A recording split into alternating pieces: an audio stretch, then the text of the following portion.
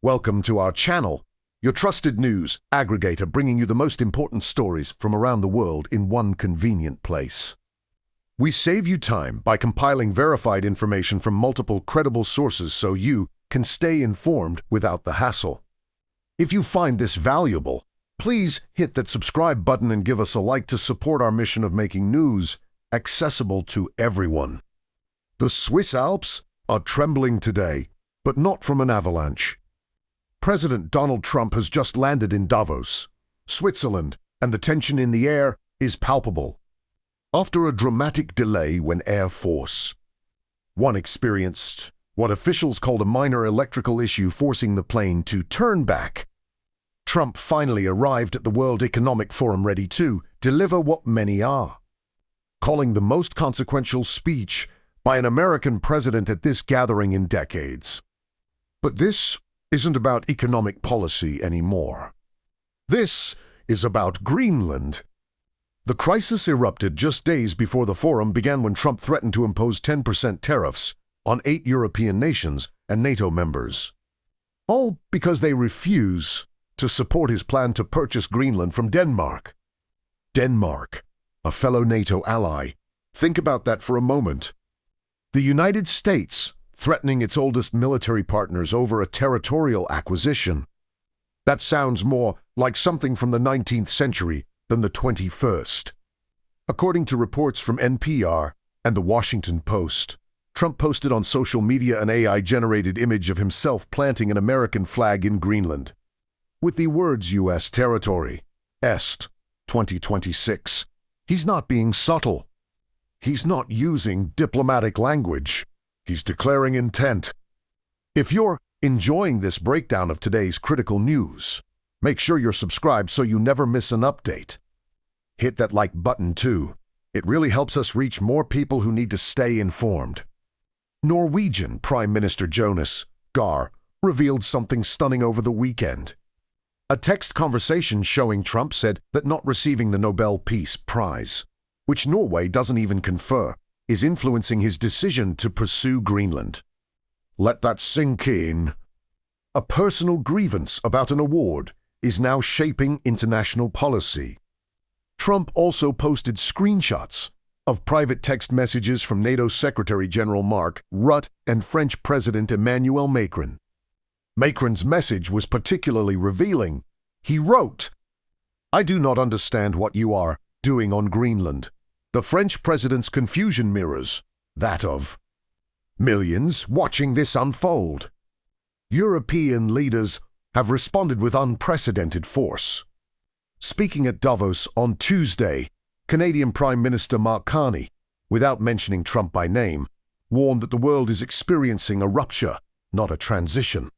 He said medium-sized countries must band together because if you are not at the table, we're on the menu. French President Macron was even more direct. He said Europe prefers respect to bullies and warned against what he called vassalization, the idea that countries would become subordinate to a stronger power. According to CNBC and ABC News, Macron called the endless accumulation of tariffs fundamentally unacceptable, even more so when they are used as leverage against territorial sovereignty. The Financial Times reports that the European Union is now considering $93 billion worth of retaliatory tariffs. France is pushing for the first ever use of Brussels' anti-coercion instrument, a nuclear option that could restrict American companies from the EU market, exclude them from public tenders, and place export and import restrictions on goods and services. This is where it gets even more dramatic.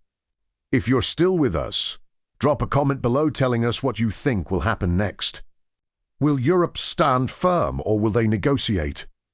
Treasury Secretary Scott Bessent, speaking at Davos, tried to justify the Greenland push by saying the island is becoming more and more attractive for foreign conquest and must be part of the United States to prevent a conflict.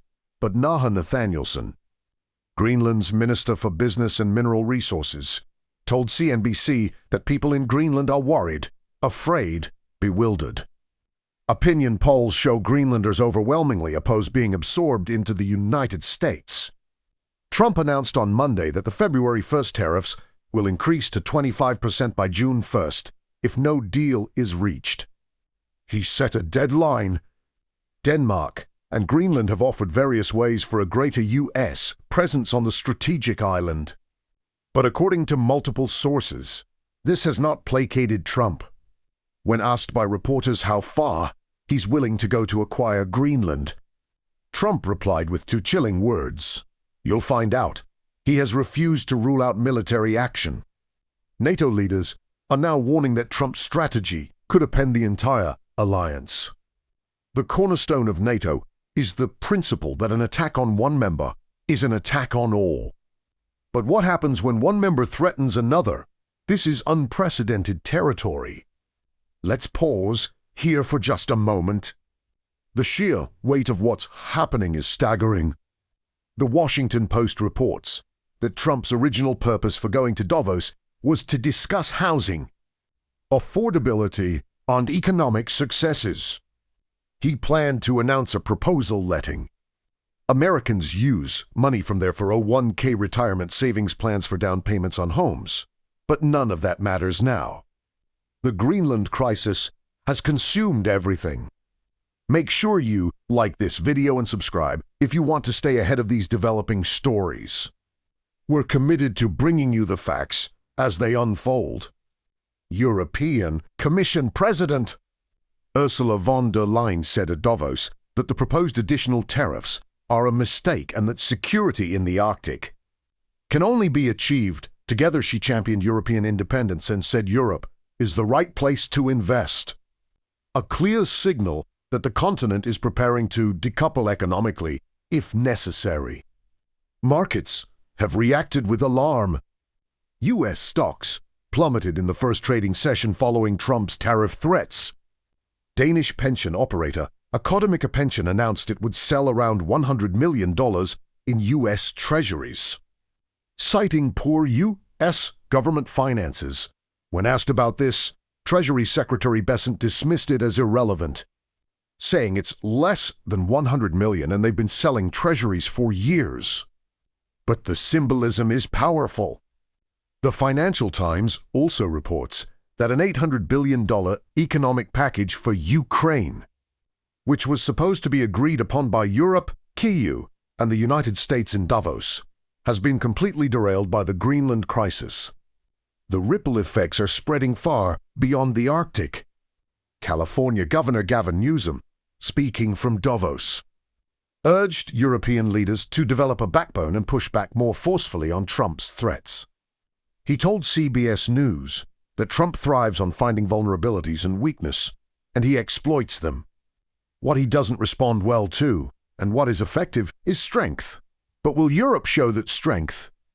Beyond Greenland, Trump is bringing another controversial initiative to Davos. On Thursday, he will preside over the signing ceremony for his Board of Peace, originally created as part of his 20-point plan to end the conflict between Israel and Hamas.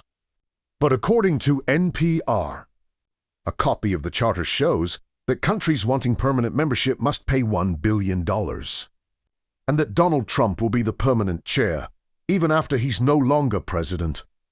The charter says the world needs a more effective international peace-building body, which many interpret as a rival to the United Nations. France has already said it will not join.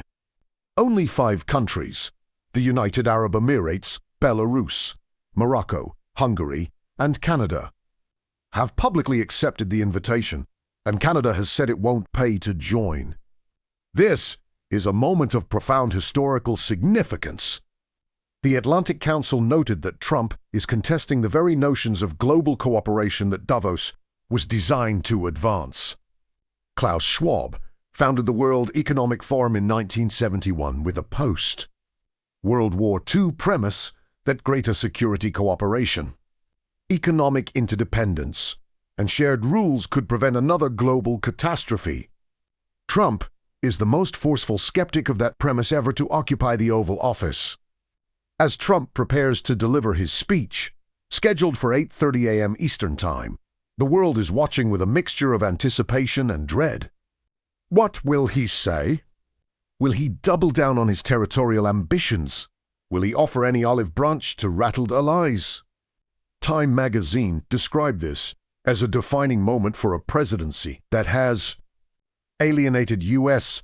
allies to an unprecedented degree. The publication noted that world leaders began the week with thinly veiled denunciations of Trump's conduct. None may not need to. Mark Carney warned that if you are not at the table, we're on the menu. Emmanuel Macron spoke of refusing vassalization. Ursula von der Leyen championed European independence. These are not the words of confident allies. These are the words of nations preparing for rupture. Before we wrap up, let us know in the comments what you think will be the outcome of this crisis. Will Trump get Greenland? Will NATO survive? We want to hear your thoughts.